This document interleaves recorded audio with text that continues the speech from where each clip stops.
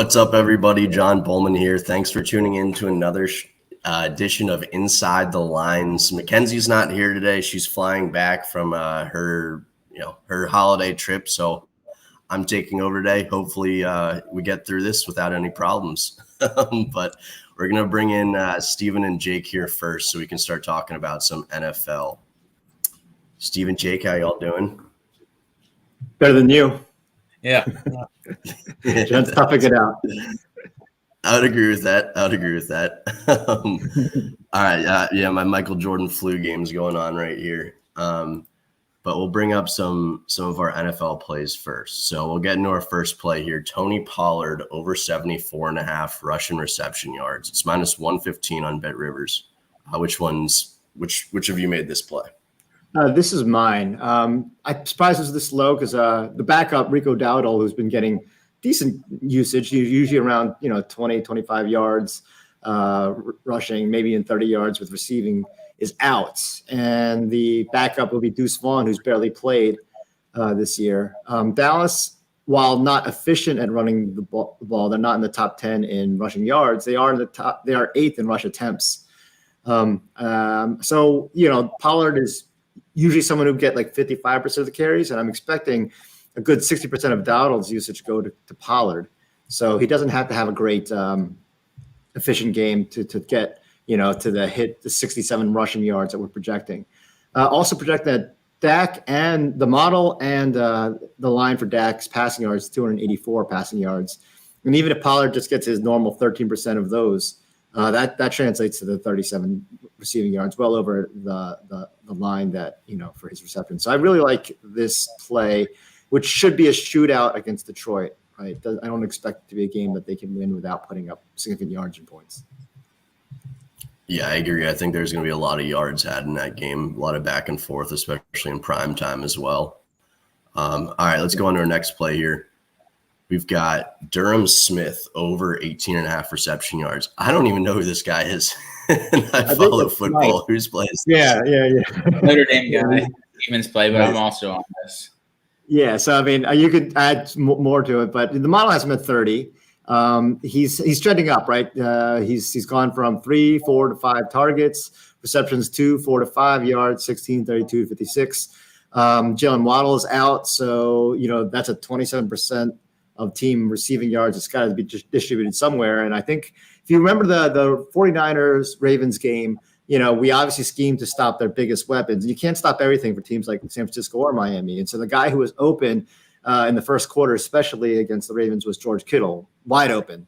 And there was nothing you can do about it because we had to focus on the receiver. In this case, we got to focus on Tyreek Hill. We also have a number of injuries in secondary right now. Kyle Hamilton's very questionable.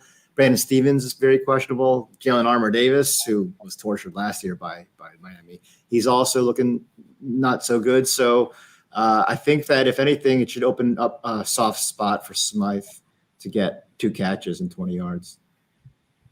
Awesome. The chat's loving this play. And yeah, that's a good point, Steven. George Kittle, especially in that first drive against the Ravens, was getting a ton of targets and a ton of yards. And it was 20 yards in the air, right? It wasn't like yak yards. It was just like way wide open. Nothing you can do. You can't stop, Hill and their running backs, given how fast those guys are, without leaving that middle soft. And the second we stopped Hill, that's when McCaffrey went off in that one drive, so. And if you like the Smythe play, I would recommend getting it now because it's moved from 17.5 to 19.5 on underdog. So I'm assuming the sports books are going to follow that. So it could close 21.5, 22.5. Yeah, with Waddle rolled out. Yep. Awesome. Derek with some crucial information here. If you guys have any questions, feel free to ask him. He'll be answering in the chat as well. We'll go on to another NFL play here. We've got Devonte Smith over 52.5 reception yards, minus 114 on FanDuel. Which one of Yes, prices is this low. I assume it has something to do with Arizona's coach, and I believe being their defensive coordinator, maybe some familiarity with Philadelphia's scheme. But the over's gone for Smith has gone over 6 out of his last 8, and the 2 unders he still had 50 and 51, right under this number. The Eagles averaged 30 more passing yards per game at home. Arizona allows 1.3 more yards per attempt on the road. The reason why they're not allowing more yards is because they're not a good team, and usually the opposing team doesn't have to pass as much in the second half. But I'm banking on two things. The Eagles' defense is really struggling, and Kyler Murray is probably going to play. There were some concerns during the week. He's ranked in our fantasy football rankings. So I'm banking on the Eagles' defense not being that great, this game not being completely out of hand early. The Eagles also need a dominating win just to feel good about themselves. So even if the Eagles are up 21 to 7, I don't think they're going to take their foot off the gas. I think they need to work things out. So I kind of like that motivation for Devonte Smith to get at least 53. Yeah, and I think even the last game against the Giants, I thought that the Eagles are going to go way up and stop passing, right? But even that game ended up being close, so they were still passing throughout the entire game. Yeah. Let's what do you think about Big Cheesy asking about Hurts against the Cards or Purdy against Washington? I'm thinking in terms of just passing yards. Just fantasy championships. Jalen Hurts or Purdy? Yeah, I'm guessing for fantasy championships. Oh, okay. Let me see.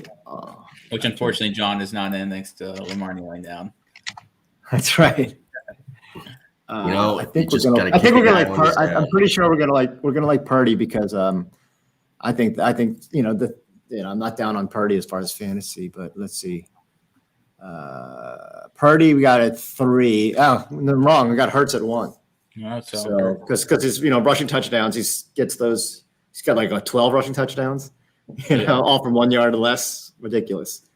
So you can't stop that. While we still have the model up, let's go to another one. Steven, you probably have a good thought on this. What do you think of over and under for the Dolphins-Ravens game? Actually, the model's got overvalue. It's not bad weather. Again, the Ravens do have injuries on defense. Miami's defense is playing really well recently, but I think that has something to do with level of competition and the fact that Dallas fumbled, handed off to a fullback on the goal line, but probably should have scored, 27 that game instead of the 20 they did.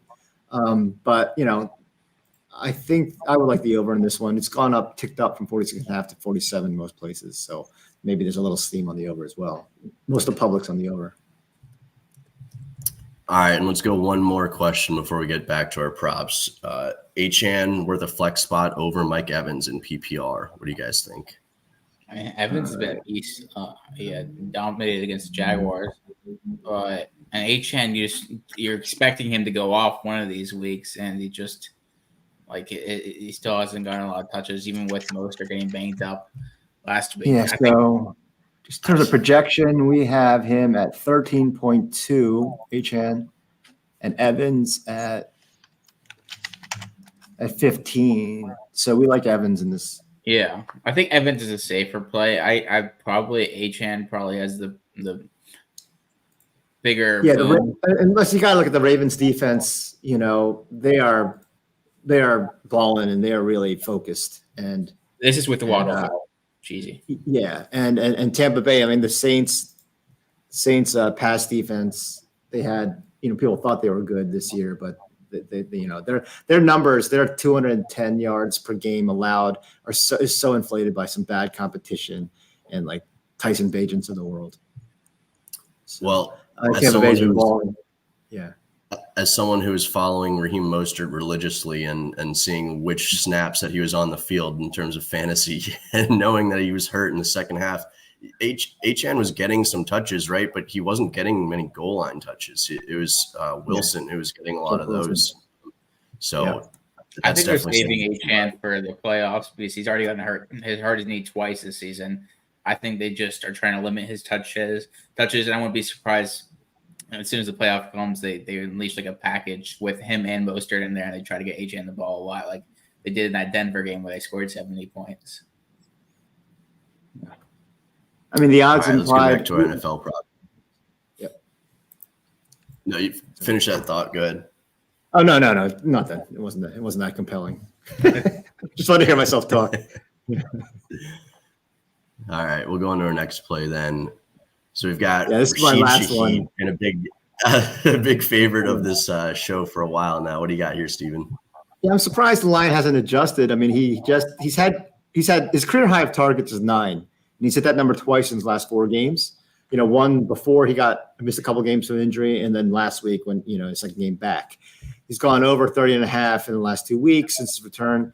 Tampa's defense is great against the run. They allow under 100 yards per game, but they've allowed the most passing yards in the league this year. So the Saints can't run. At least design runs are 3.6 yards per carry.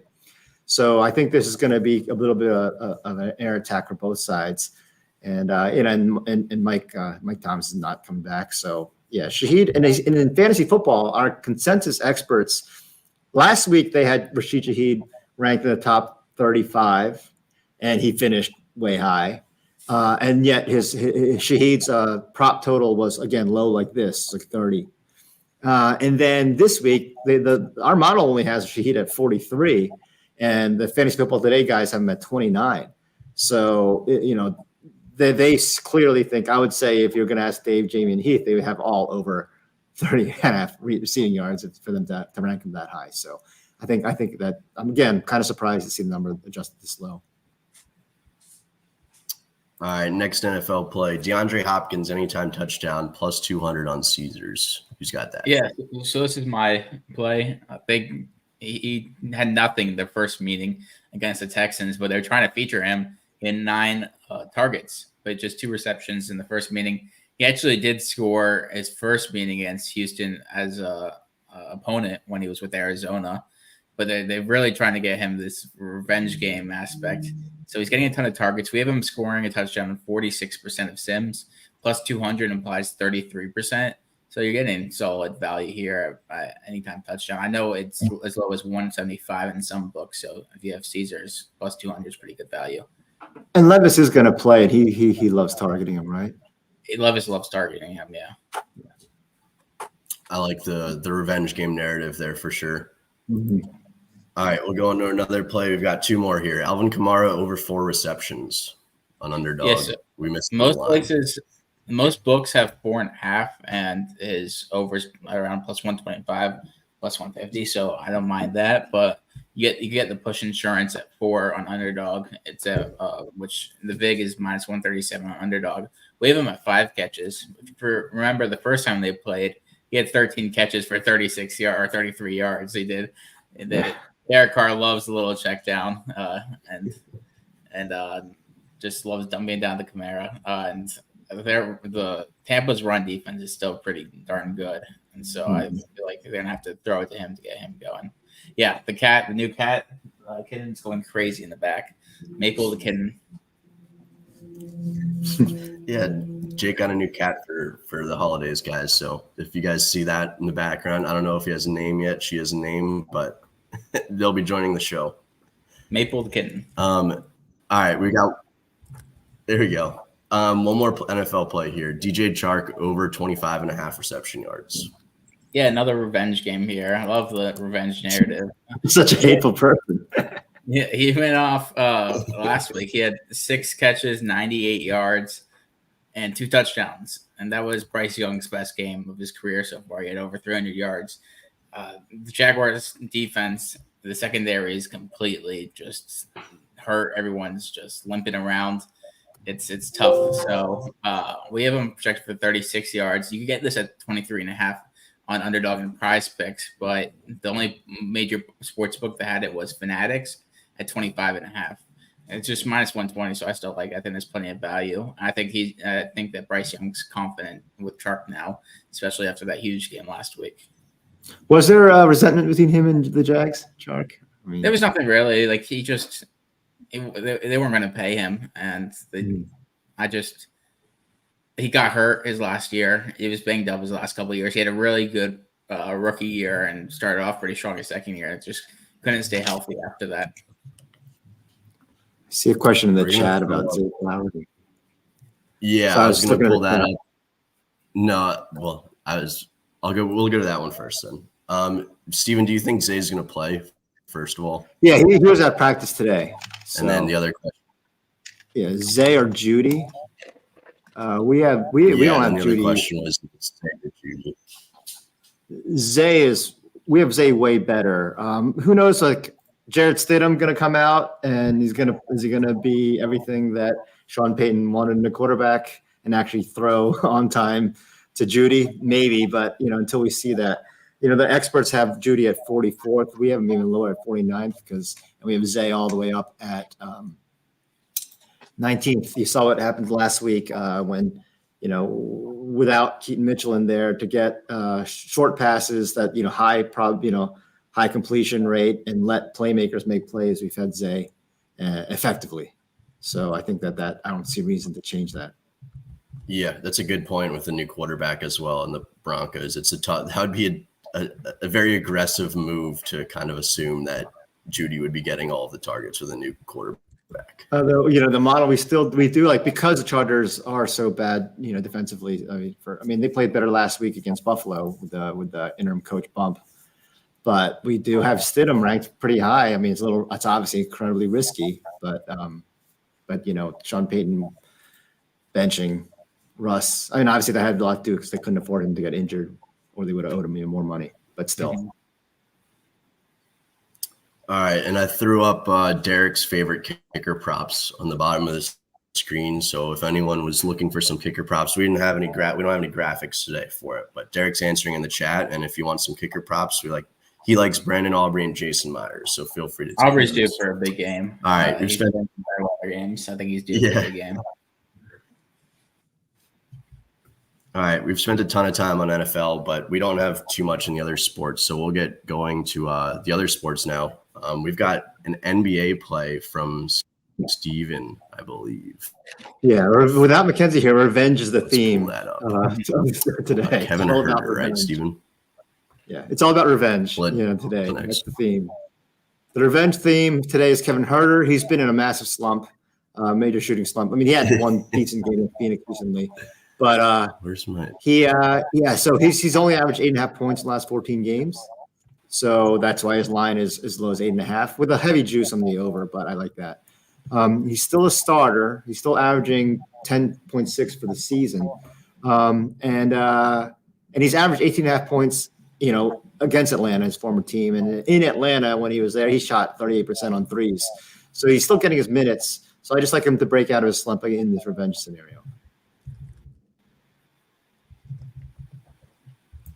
Sorry, the Wi-Fi is not being kind to me right now. But all right, we'll go on to our next plays. We've got college basketball next. So let's get to these panners if the Wi-Fi will allow me. We'll remove Steven and let Jake go on now. A couple college basketball plays. Doug McDaniel. Yeah. Who wasn't want to bet on Doug McDaniel with no O. Yeah, it's a great yeah, exactly. He had 46 points, rebounds, and assists, and against Florida, he went off, and he was hitting some threes. I was surprised that this line's 23.5 and not anything bigger. His point line is 15.5, and we have him for 16. So if you just like the points, you go with that. But also we have some value on his rebound and assist line of 7.5. We have him for 8.3. So I just went with points, rebounds, and assists. We have him at 25. You get at 23.5. I really like this play. All right, we'll go on to our next play then. This Wi-Fi has not been kind to me at all. We're getting there. All right, Owen Freeman. Sorry. Owen Freeman, yeah. He's a rookie. Not rookie, he's a freshman. Confusing NFL, but he's a freshman. Jesus, cat was knocking everything off. But he's a freshman for Iowa. He's been getting some starts lately. The over is 3-1 in his last 4 games. He averaged a double-double on their European trip. He's starting to get some starters minutes. And so I really like this play. You get it on ESPN bet at -140 or underdog, which I said earlier, the VIG is -137 if you have underdog.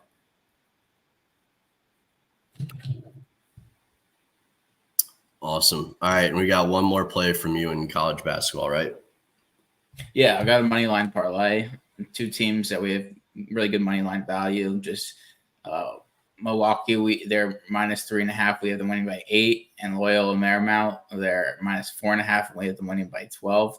So just parlayed them together at +103 on DK. I think this Milwaukee team is starting to turn things around. They're struggling earlier.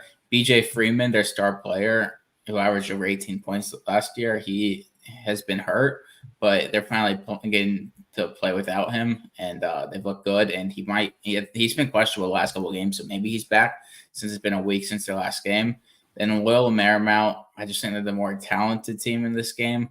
I don't love them as much, but they're a home favorite, and I just like parlaying 2 home favorites at plus money.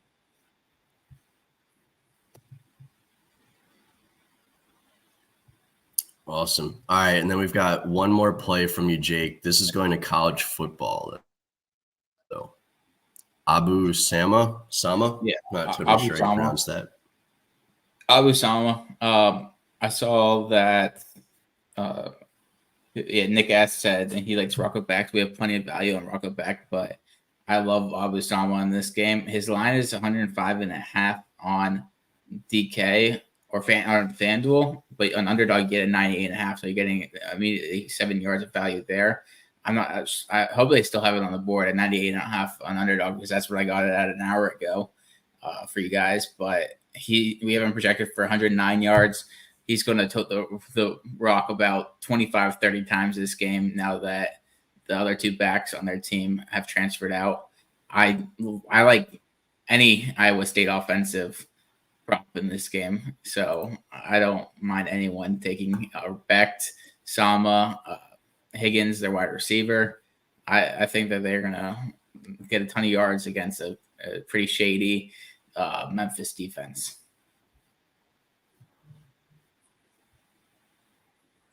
So, yeah, we got a Becht question. You like that one too? Yeah. Over 218 yards. I think we have been projected for around 270, so plenty of value. And then there. we'll do one more question here. McCarthy from Michigan has been pick-free 11 of 13 games. What do you think there? I don't mind under half a pick, because they try to establish the run first in all their games, and if Michigan's way of winning is to get ahead and then run the ball with quorum, and if they do that, I could see McCarthy actually running the ball quite a bit in this game. Yeah, I mean, there's no value on this in the model, even at 0.65 interceptions, but I don't mind playing under. But I would probably play a McCarthy rush prop if you like McCarthy. I'm assuming the line's probably like -120, -115. Interesting. All right. Interesting. All right. We're going to pull up our recap slide if it comes up. All right. There we go. Nope. Yeah. Oh, you got it a couple times. This is killing me right now. There we go. No, all right, there we go. Recap slide. Take a screenshot of it before it disappears again. But here's our recap slide. Let me see if I can get this banner down. It's absolutely killing me today. But all right, recap slide. Feel free to take a screenshot of this. Take these plays home with technical difficulties, health difficulties. We need Mackenzie back pretty much. But yeah, take a screenshot of this. Feel free to take the plays. And other than that, we really appreciate everybody tuning in. We'll be back again on Monday at 1 p.m. for another edition of Inside the Lines. So thank you. And we appreciate everybody tuning in.